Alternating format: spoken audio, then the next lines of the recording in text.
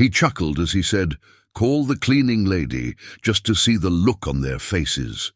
The room erupted in laughter, but when she arrived, the quiet was as oppressive as the awkwardness, because sometimes mockery turns into a mirror, and the one you try to expose reflects the truth back at you. Cold, elegant, impossible to ignore. That night, no one was truly shamed, except those who believed they held all the power. And the woman, who meticulously cleaned the unseen corners of the club, walked through the front door as if she had always belonged. The grand ballroom of the Ashford Manor Club, nestled in the affluent suburbs of Greenwich, Connecticut, shimmered not from the crystal chandeliers, but from the sheer arrogance that permeated the air. It was the grand finale of the winter season, an affair where every booming laugh seemed rehearsed, and every glance was a silent contest of prestige. Julian Thorne, a man who moved with an almost regal air, navigated among the guests like a conductor without a score. The sole heir to the founder of the most prestigious chain of luxury resorts in the Northeast, he carried his family name like a crown upon his shoulders. Everything around him seemed designed for his pleasure, the melodies, the libations, the deferential smiles. Yet nothing ever quite seemed enough. Eleanor Vance glided by with her cleaning cart just behind him, methodically dragging the mop across the polished floors, her gaze never meeting anyone's. She was the presence no one acknowledged, and perhaps, for that very reason, the most consistent fixture in that opulent setting. It was between sips of champagne, surrounded by companions as wealthy as they were indifferent, that Julian declared, "What if the cleaning lady came to the gala ball?" The remark landed like a spark on dry tinder. Snickers, malicious whispers, an invitation extended in jest, sealed with the gilded crest of the club's presidency. An inside joke. No one imagined she would accept. Least of all that she would dare to show up. But invitations, even those disguised as traps, possess a peculiar power. Sometimes they unlock doors that should never have been barred. In the modest kitchen of a small apartment in the Willow Creek neighborhood, the elegant envelope lay on the table as if it were from another world. Thick paper, an embossed crest, a faint hint of expensive perfume. Eleanor regarded it as one might observe a meticulously crafted, cruel prank. Sitting on the sofa, her 6-year-old daughter Lily sketched in quiet concentration. Her eyes were attentive, her expression serene, with a slight trace of mild paralysis on the left side of her face, a legacy from a birth complication. But no mark was as pronounced as her profound sensitivity. Lily seemed to grasp what adults merely pretended to comprehend. "Mom, are you going?" she inquired without lifting her head. Eleanor paused for a few seconds before replying. "I'm not sure yet, my dear." The little girl set down her pencil, walked to the table, and gently touched the envelope. "This paper looks like it's from the castle on TV, but it feels dirty inside." Eleanor offered a bitter smile.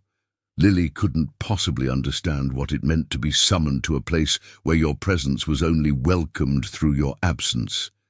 But perhaps in her innocence, she understood more than anyone. That night, as Lily slept, Eleanor sat on the edge of the bed and ran her fingers through her daughter's hair. She felt no anger. She felt something far deeper, a quiet resolve to no longer bend. To not teach her daughter that silence must be accepted as the norm. She wouldn't go for the party, not for vengeance.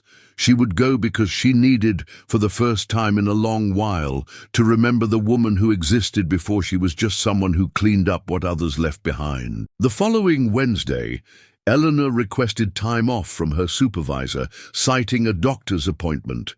No one questioned it. She was one of those employees who never caused trouble, and for that very reason was rarely noticed. She made her way to downtown Greenwich with purposeful, quiet steps. Tucked away in the back of her closet, she had kept a deep crimson dress with wide straps, simple, yet fashioned from a fine fabric. It had been a gift from Marcus, her partner of nearly a decade, who had perished in a motorcycle accident on his way home from a night shift. Since then, she hadn't touched the garment. At the neighborhood tailor's shop, Silence was a knowing accomplice. "He'll regret it," murmured Mrs. Dubois as she adjusted the hem. Eleanor didn't reply. Her struggle wasn't with Julian. It was with everything he embodied. In the days that followed, she continued her work as if nothing were amiss. She cleaned the same gleaming floors, the same marble locker rooms. She overheard Clarissa Thorne, the event organizer, announce loudly on her walkie-talkie, "The club needs heightened security on Saturday. There are even some clueless people with invitations."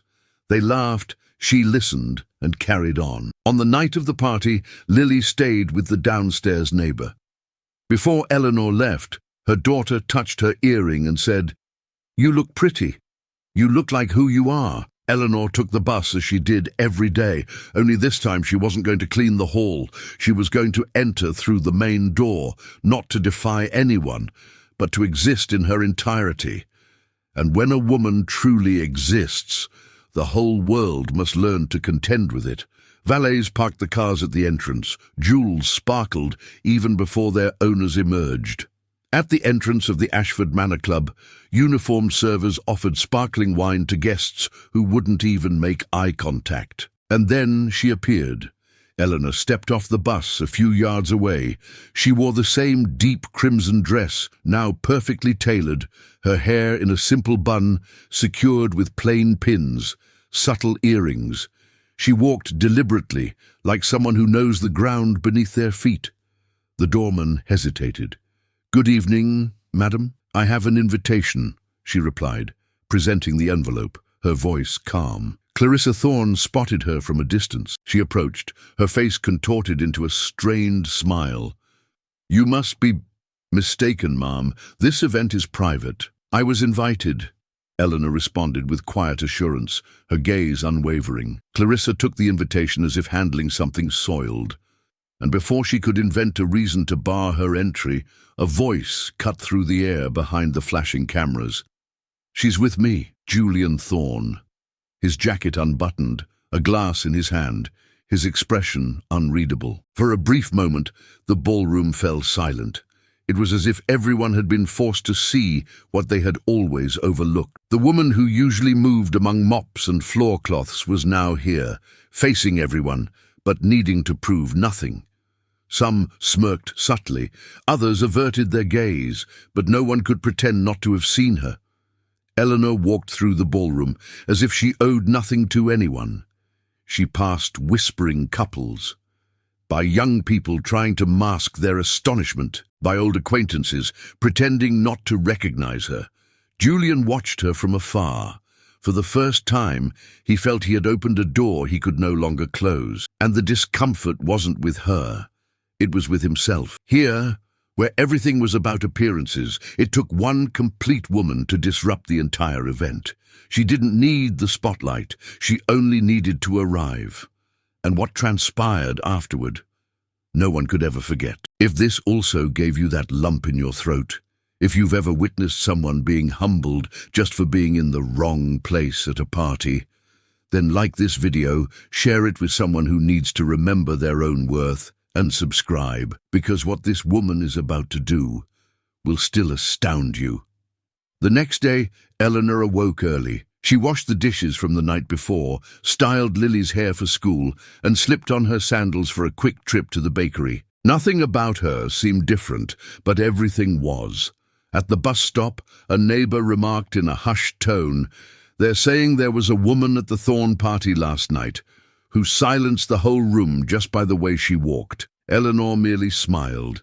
She didn't comment to anyone. She returned to work at the club 2 days later, as if nothing out of the ordinary had occurred.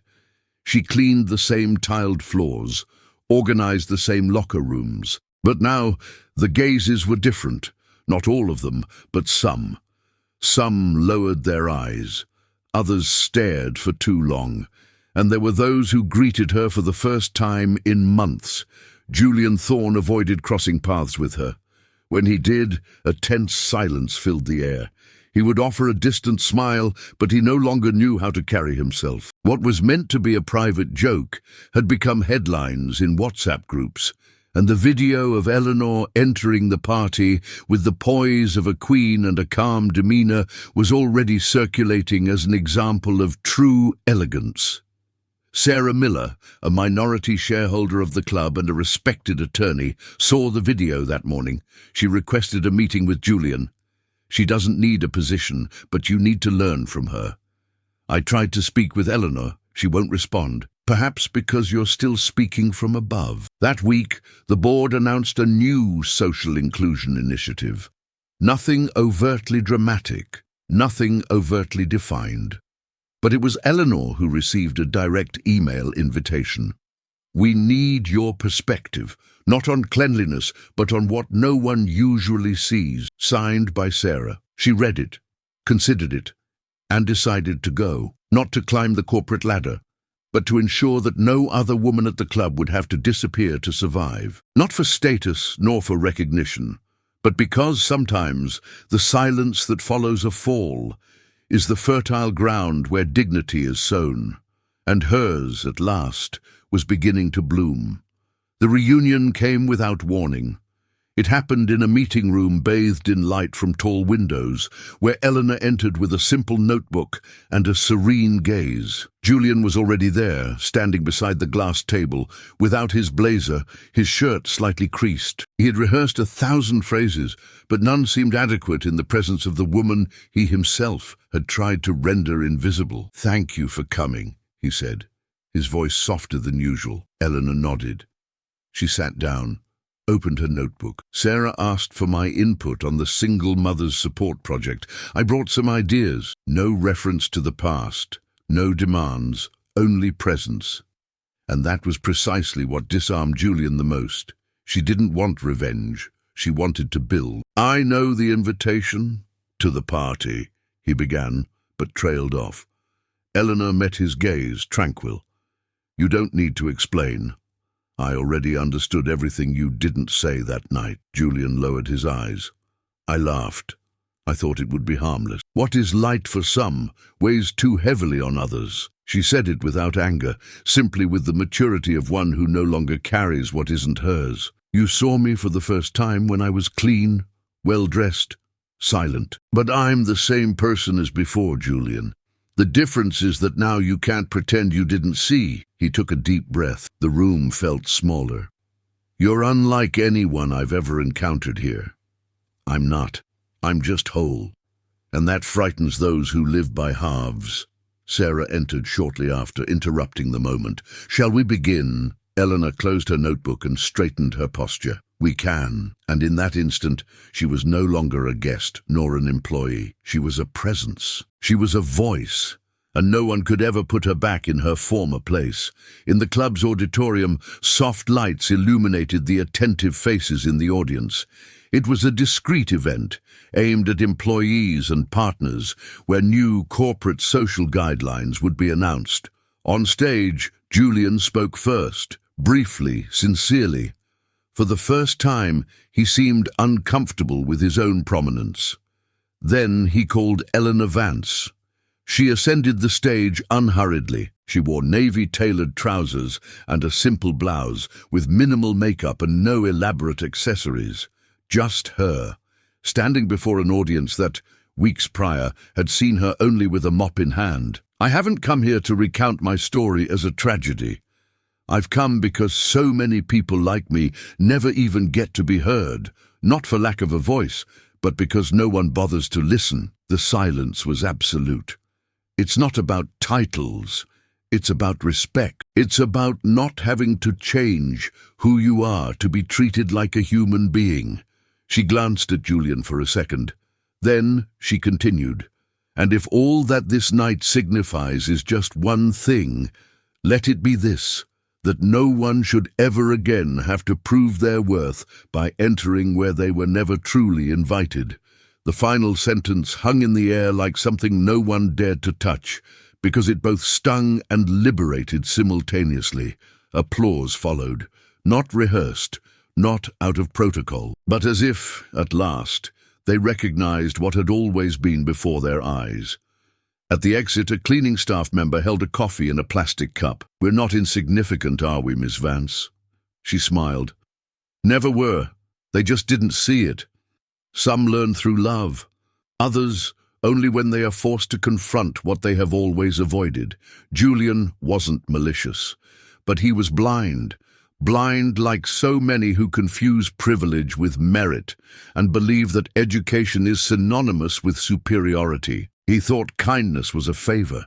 That dignity had to do with a tailored suit, but it only took one whole woman to enter in silence for his world to tremble. Eleanor didn't demand space.